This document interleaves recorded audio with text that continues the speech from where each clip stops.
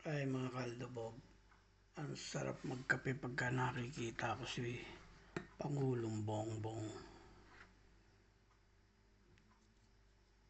Salute sa iyo, Pangulo. Kaya lang, pagka binaligtad ko na, nadidismaya ako, binabato ko itong baso ko.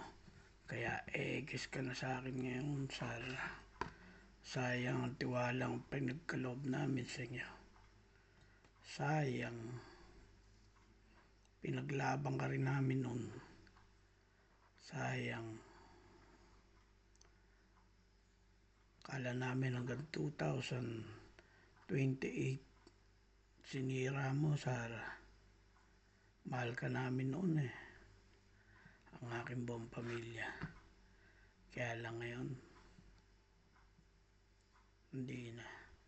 Sayang talaga. Nagpadala ka sa bugso ng damdamin mo.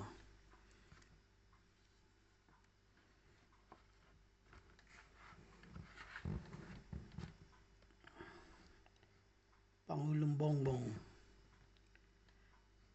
ipaglaban mo ang dapat. Ipaglaban mo ang iyong karapatan bilang Pangulo. Huwag kang padadaig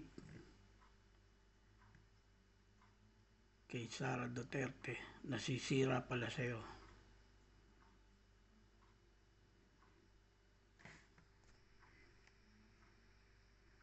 Mahal ka ng taong bayan. Pangulong Bongbong.